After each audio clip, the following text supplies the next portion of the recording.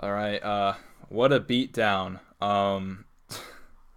That the Seahawks took today, 42-7.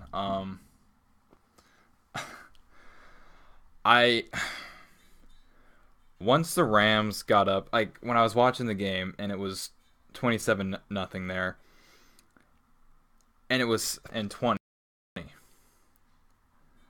and on 3rd and 20, the they handed it off.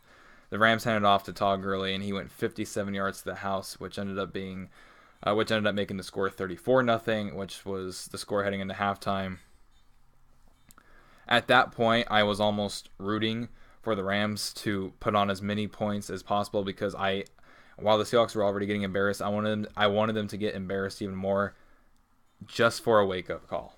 And while the Seahawks are not mathematically out of the playoffs yet, like the Falcons play tomorrow, if the Falcons lose out and if the Lions lose out and say the Seahawks win out and the Seahawks end up 10-6, or even if the Falcons and Lions only win one more game out of their next three and the Seahawks win out, the Seahawks can get in. But I don't know what the Seahawks are going to do when they get to the playoffs. I mean, this is not and I understand there's a lot of injuries on the defense, but this Seattle's offense is absolutely terrible. Like it is, and today we saw that. Like the last few weeks we've been seeing kind of signs of their offense not doing things, and today it all came together, and it was just like it was honestly like watching a bully, which is the Rams, just pick on a kid and just like not stop, just keep pounding them into the ground, and uh, this is and the reason I was rooting for the Rams for the wake up call is because, and I've been saying this for a while, and I know a lot of Seahawks fans have been saying this for a while. The problem with having a defensive minded head coach, and Pete Carroll's great and everything, but there's so much emphasis on the defense while the offensive line goes to crap. But we make sure that the defensive line always stays strong. And then you have Darrell Bevel there who keeps calling these plays where these long routes have to develop, right? Which at least are going to take 2.5 to 3 seconds to really get there. Russell Wilson doesn't have hardly any more than a second. He snaps the ball. Either pressure's coming from Luke Jokel's side, it's coming up the middle, it's coming from the right. Dwayne Brown has been doing really well ever since he's been a Seahawk, but the other four players, even Justin Britt at times, it's just, it's. And today you just saw it. Like I almost felt bad for Russell Wilson out there, and the fact that he was still playing through into the fourth quarter, I was like, dude, just take him out. Just take it. This game is a lost cause. Take him out. Don't let him get injured. And I said this like I think back in October in one of my videos. This is my problem with the Seahawks and how they're building this offense. They're wasting Russell Wilson's prime years. He People are like, oh, why doesn't he just get rid of the ball? Who's he going to get rid of the ball to? The pressure's coming. First of all, it's coming within a second to a second and a half all around him. He can't just throw the ball away like that. He's still in the pocket. It's going to be intentional grounding. It doesn't just work like that. And today there was times he tried to get the ball away, and it went as a fumble because of how he did it, and it was like a loss of like 23 yards or something like that. He was getting hammered all day today, and I understand he made a few mistakes. He fumbled the ball. He overshot a few receivers.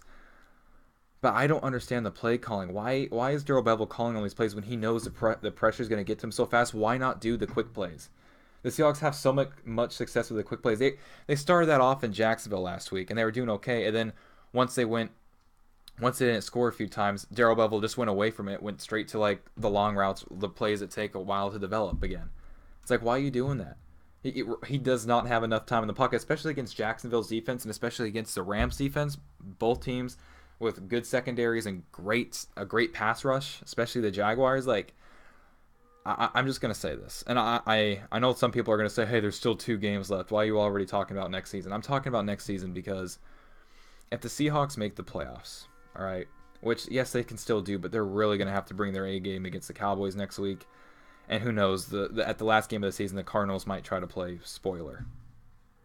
Uh, if the Seahawks are really serious about fixing their offensive issues, I do think Tom Cable needs to go. I know people say he's a top 5 offensive line coach. Listen, the offensive line has never been spectacular under him, and there's sometimes, or are the players that Pete Carroll and John Schneider are bringing in, are they really this terrible that Tom Cable can't develop them, or is Tom Cable just not as great of a coach as people say he is? And Darrell Bevell needs to go. Darrell Bevell should have been gone after last season. I would argue he even could have been gone the season before. Way too conservative, way too much talent on this offense. I understand they don't have a running game, they don't have the greatest of offensive lines, but that's the thing. When you know you don't have a great offensive line, why are you play calling the way you are? Why are you doing these streaks or these plays that take forever to develop? He still hasn't figured out how to use Jimmy Graham. This is Jimmy Graham's last year in his contract. Whether we're even going to sign him or not, I don't know, because we might need to save money in order to get some other pieces. And I understand the Seahawks went out of their way and traded for Dwayne Brown, but it's just like this offense. It's just there's a lot of talent on this offense, and Russell's been carrying it all season. And I don't think he can continue to carry it the way he has, because it's really sad to watch how bad the offense is. It's just, and I sit there and I watch the Patriots and Steelers game today, and I watch some of these other games, and the amount of time that they have, and just like the fact that they even have the amount of time that Ben Roethlisberger and Tom Brady have to at least just think about who they want to throw it to at least maybe see if they want to make that read or not. It's just, and then Russell Wilson, it's just, the offensive line is just, it's gone. It's just gone. I towards the middle of the season, I was like, oh, it's doing better, and it looked pretty good against the Eagles in these last. And I understand they face the Jaguars and the Rams that have good pass rushes, but Jesus, you cannot. When you play the Rams twice a year, you cannot be this bad. All right, and the Niners are going to have a good pass rush. The Cardinals defense is going to start getting better here because they're going to start rebuilding that soon. The NFC West isn't a cakewalk like it's been the last 2 seasons, and the Rams really just pushed around Seattle today. And this is Seattle's 3rd loss at home already this season. They lost to the Redskins, the Falcons, and now the Rams. And the Seattle had a prime opportunity to win out here. This game was at home, and I thought this game was going to be. I didn't think it was going to be an automatic win for Seattle, but I didn't think it was going to go like this. I don't think anyone did. I mean, I think the last time Seattle lost this bad in Seattle, I think of 2010 when we faced the Giants, and the Giants blew Seattle out 40-something to 7 or 40-something to 10 at home that year. Last year when the Seattle was blown out, that they got blown out in Green Bay. But Seattle doesn't. It's not like this. It's always a close game or a nail biter. I mean, by halftime you basically knew this game was over. When it was up 20-zip, I was like, oh, okay, watch this be a typical Seahawks game. They're up 20-zip. The Seahawks are gonna make this probably a 20-14 game by halftime. And then it was a 34-0 game by halftime, and you're just like, okay, it's over. And like I said, even if the Seahawks make the playoffs, what are they going to do in the playoffs? I don't think they'll be able to get past the wild card round. And if they're able to get past the wild card round, you really think they're going to get past the divisional round? Like, the NFC is tough, man. And I think it's time for Seattle to start really focusing on its offense and really, you paid your franchise quarterback $80-some million, right? I believe that's the contract they gave Russell Wilson with 60-some of it guaranteed. And you don't give him any protection. You went out and got him a solid target with Jimmy Graham, and that's great. But other than that, it's just and Dwayne Brown, who's going to be a great left tackle, all right? And I think he still has a year left on his contract, and hopefully he doesn't hold out in training camp, although he might, because that's one of the things he was doing with the Texans this year, wanted an extension. But Seattle's got some things to fix, man. Seattle's got some things to fix, and the Rams are a real. I mean, it just shows you what good coaching can do. You look at basically most of the same roster as what they had under Jeff Fisher, and then their new coach Sean McVay comes in, and just now they're 10-4. It's just amazing what good coaching can do. And I sit there and I watch other offenses around the league, and Russell Wilson is a great quarterback, and the fact that Seattle gives him what they give him with that offense, with the offensive line and everything, it's really sad to watch. And I hope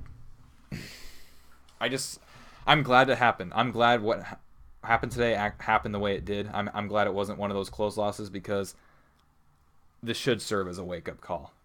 And I'm hoping, really hoping that I get an ESPN notification sometime during the off season saying that Darrell Bevel's been released. If you want to keep Tom Cable around, fine, whatever. But if Seattle's serious about fixing their offense, they can't keep Darrell Bevel around. Unless Darrell Bevel somehow changes the way he calls games and can somehow become a good player. No. Darrell Bevel needs to go. I don't even care if he changes the way. Darrell Bevel needs to go. Been here since 2011. Nothing's really come of the offense, really. I mean, I know a lot of times this year the numbers are a little bit misleading because Russell's carrying everything. He's got all the rushing yards. He's had a couple 300-yard passing games, 270-yard passing games that make the passing numbers look great. But that's because Russell Wilson's just able to scramble around and make all these plays because the offensive line is crap. I mean, if it wasn't for that, I mean, Darrell Bevel's not the reason for that. It's just a tough loss to take in because, I mean, at one point this season the Seahawks were 5-2, and since being 5-2, the Seahawks are now so what's the record now? 8-6. The Seahawks have gone 3-4 since then. So, their last 7 games haven't been too good. 3-4 record with 3 of those losses of the 4 coming at home.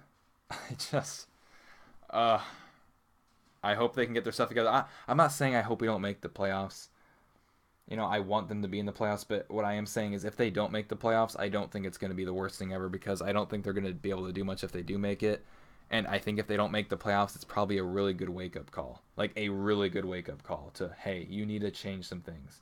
Not necessarily all on the defense because there's a bunch of injuries on the defense, but on the offense, a lot of things are going to have to change, and it's got to start with Darrell Bevel, and you need to get an offensive line. And I know the Seahawks tried last year. They try to beef up the offensive line. But even this year, they're going to have to try even harder because at least get a solid right tackle. All right, and try to get a left guard because Luke Jokel's not the answer. He didn't pan out well in Jacksonville, and it doesn't look like he's panning out well in Seattle. So, anyway, that'll do it in this video. I was almost more of a monotone rant than a review of the game, but what's there to say about the game? The Seahawks got their ass whooped. It's like that's the game right there. Todd Gurley ran all over us. Todd Gurley should be in the MVP candidate conversation. He's been doing this all season to a bunch of teams. Anyway, the Rams are legit. Thank you all for watching this video. Let me know what you guys think down in the comment section down below. I'd like to thank you all for watching, and I'll see you in my next one. Go Hawks!